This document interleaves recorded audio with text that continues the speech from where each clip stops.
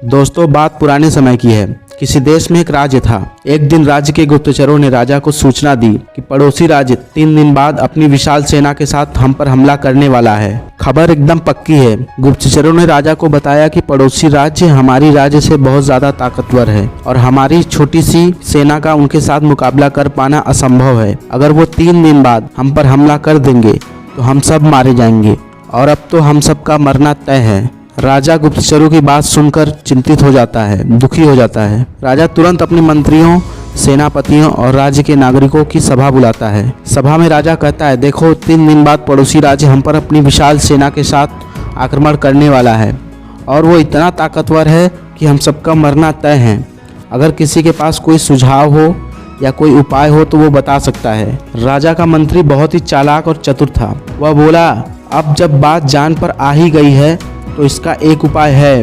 क्यों ना हम आज अभी इसी वक्त उन पर आक्रमण कर दे, जिससे उन्हें संभलने का टाइम नहीं मिल पाएगा और हो सकता है वे हार जाएं। और वैसे भी हम 3 दिन बाद मरने ही वाले हैं, तो कुछ न करने से अच्छा है कि हम ये कर सकते हैं और हो सकता है हम जीत जाएं। राजा को मंत्री की ये बात बहुत अच्छी लगती है।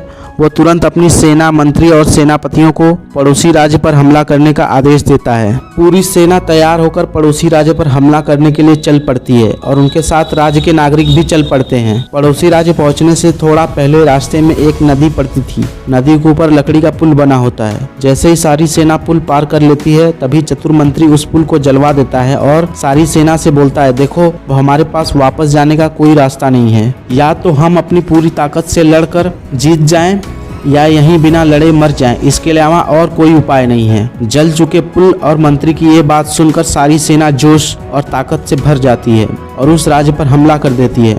सारे सैनिक और नागरिक इतनी जोश और बहादुरी से लड़ते हैं कि वो पड़ोसी राज्य को हरा देते हैं और उस राज्य पर अपनी जीत का परचम लहरा देते हैं और उन सब की जान बच जाती है।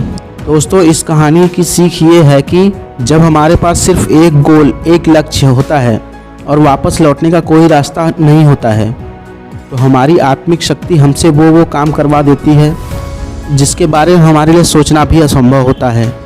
यदि इस प्रकार हम भी अपने पुलों को जलाकर अपनी पूरी जोश और ताकत के साथ सिर्फ एक ही लक्ष्य पर फोकस करें, तो हम भी वो कर सकते हैं जो हम अपने सपने में भी नहीं सोच सकते हैं।